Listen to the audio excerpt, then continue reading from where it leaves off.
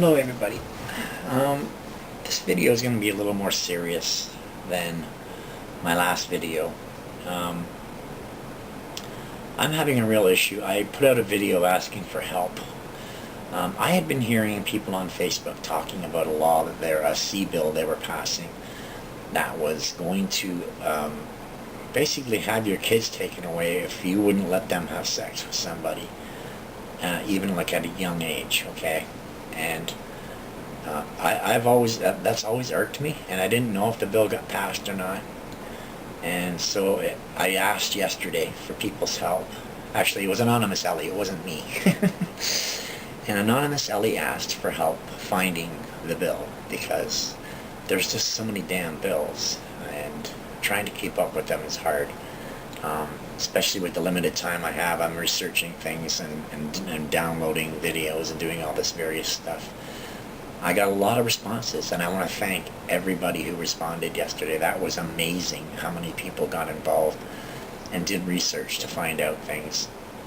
So a lot of people had come up with this transgender bill, which basically is the same thing, saying that if you didn't let your kids transgender, then you were abusing them.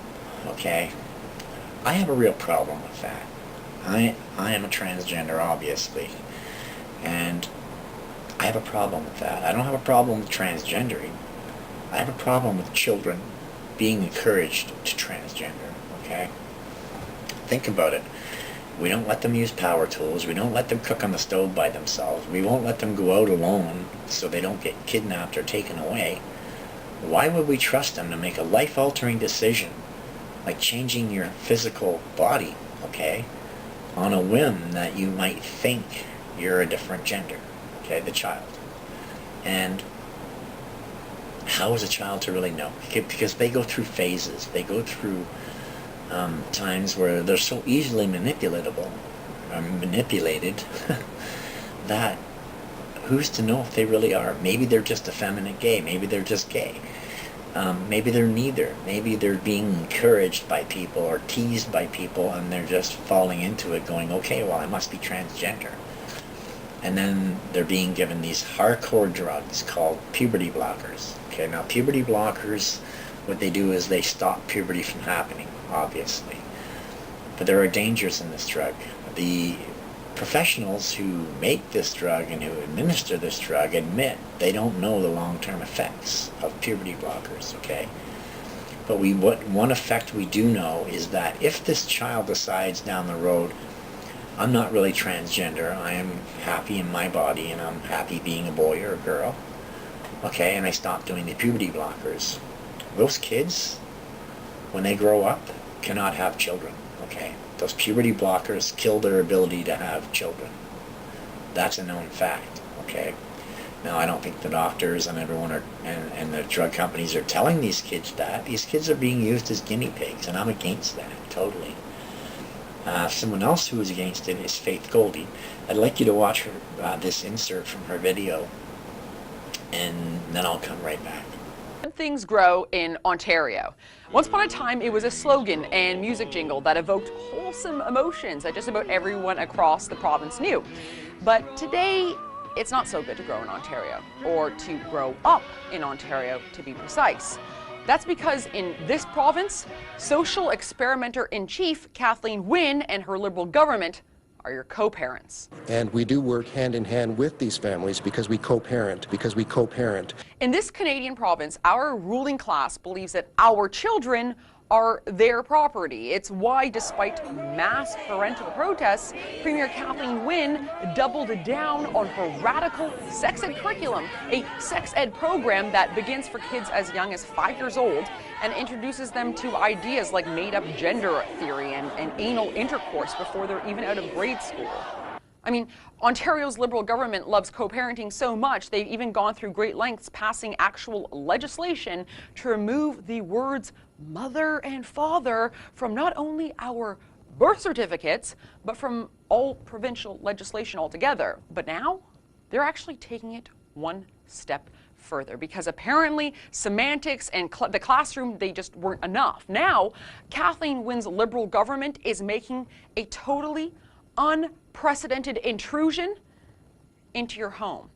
Now, if you haven't already heard of Bill 89, then you're going to want to pay close attention, but please brace yourselves. Bill 89 codifies the Ontario government's belief that children belong to the state, not their parents. If passed, Bill 89 will repeal and replace the existing Child and Family Services Act. That's an act of hugely significant import, governing everything from child protection services and foster care all the way to adoption.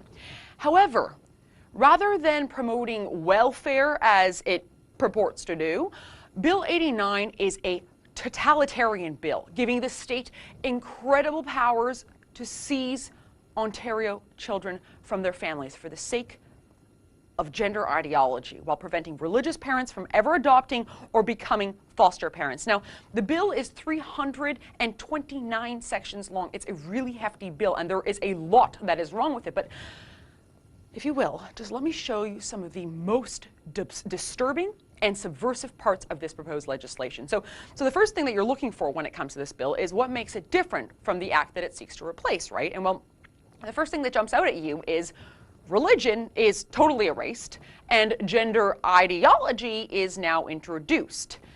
In the sections concerning matters to be considered in determining the best interest of the child, the religious faith in which the child is being raised is deleted as a matter to be considered.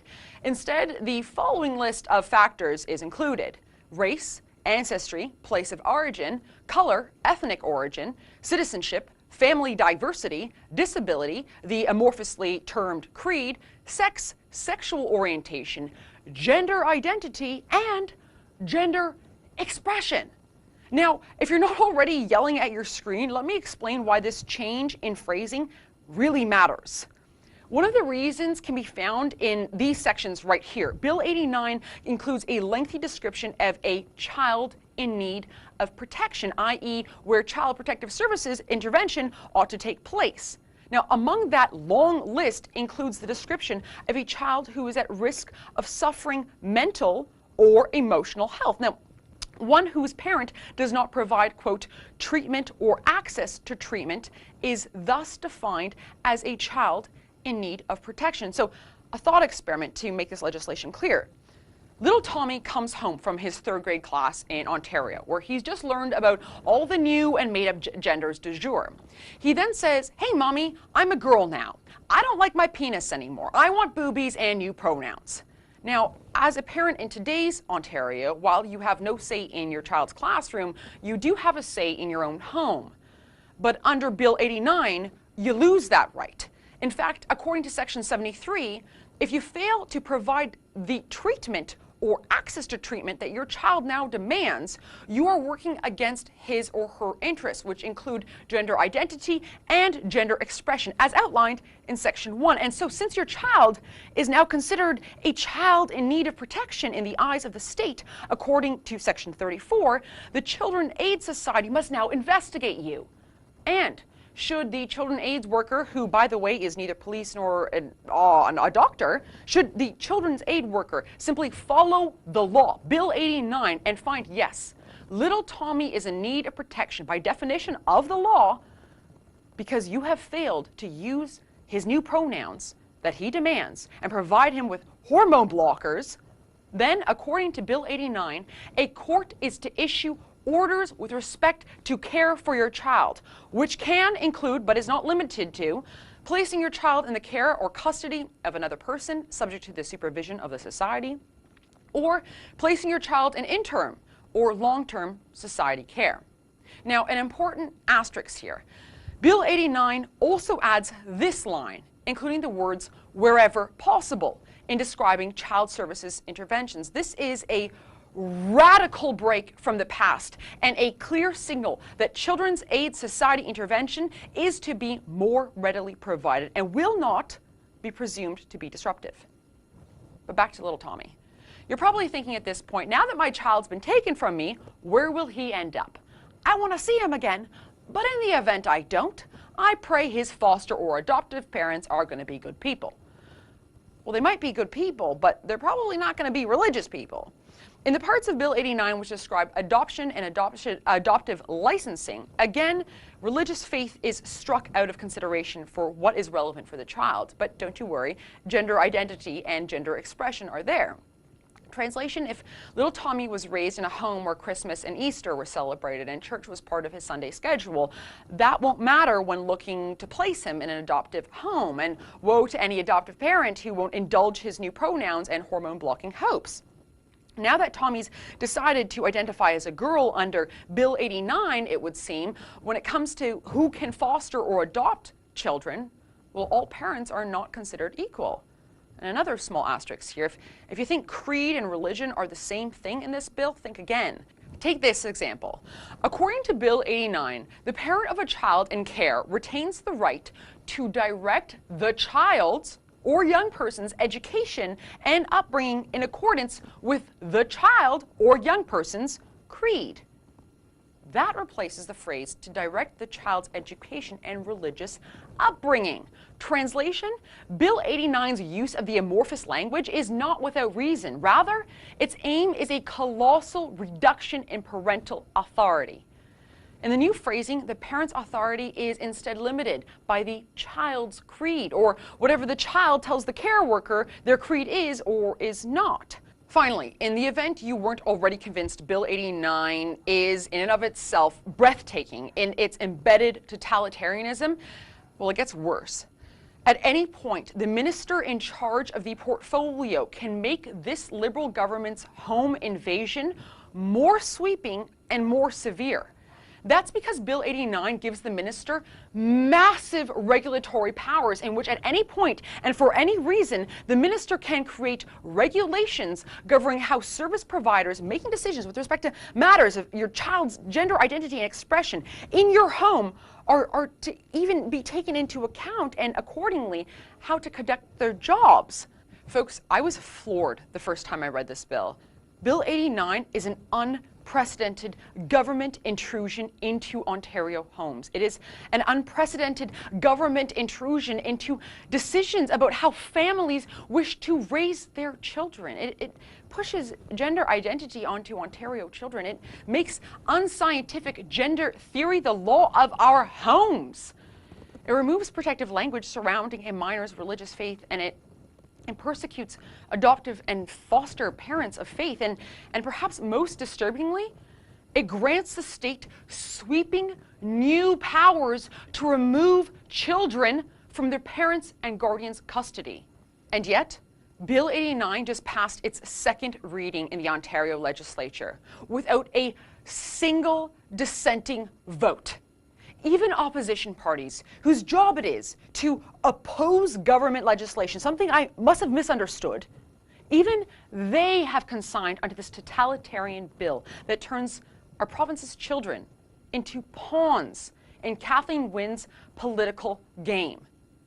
But just because not a single elected member of provincial parliament is going to stand up to Kathleen Wynne's legislative home invasion doesn't mean we the people have to remain hostage to things like party politics and sick social experiments. I've started a petition at leaveourkidsalone.ca. If you want to keep the government and unproven gender ideology out of your home, if you believe in parental rights over state rights, if you're ready to stand up to Ontario's Liberal government and tell them to back off and butt out of your relationship with your kids, go to leaveourkidsalone.ca and have your voice heard. For the Rebel.media, I'm Faith Goldie. If you agree with this petition, please be sure to send your friends and family to leaveourkidsalone.ca.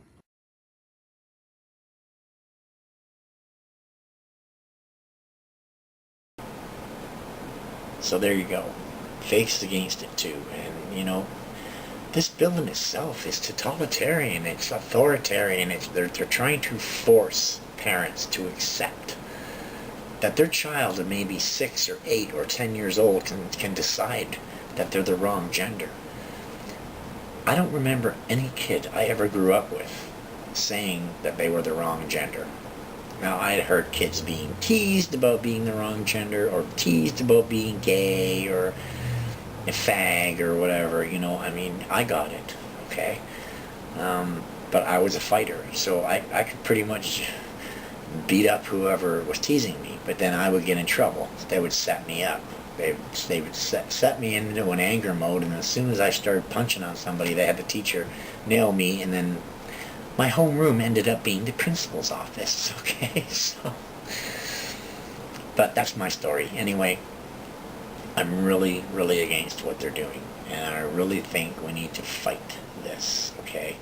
I'm telling you as a transgender person that transgendering under the age of 18 to 20 years old is a pure danger, okay? Because you're still kind of going through the last stages of puberty. Everyone should go through puberty. It's so important to deciding who you are physically, mentally, emotionally. Everything is decided in puberty, okay? And if you block puberty out, you never really become the person you would have become, okay? And there's no reason why you can't wait till after puberty, because at least you'll have more material for them to work with. If you decide, yes, I'm transgender still at 18 years old or whatever, then, you know, you're not going to have enough material. Look what happened to Jazz on TV, okay? That girl was given puberty blockers, and then when it came time to get her surgery, they're saying, well, no, you don't have enough to work with because you didn't go through puberty, so we're going to have to use part of your bowel for your vagina, okay? It's a very, very touchy thing, and you know, young kids, if they're 16 or 17, they're barely responsible enough to do basic upkeep like showering and, you know, that kind of stuff. But you got to understand the work involved once your genitals have been changed, specifically male to female, okay? There is a lot of work, and it's very painful, okay, to upkeep, to keep things going. I don't want to get into it. You can look it up on the internet if you want, but it's you know, it's a lot of work. It's a lot of dedication, and I don't think very many 16 and 17-year-olds would have that kind of dedication. Some might, okay, I'm not saying all of them, but I'm saying it in the general.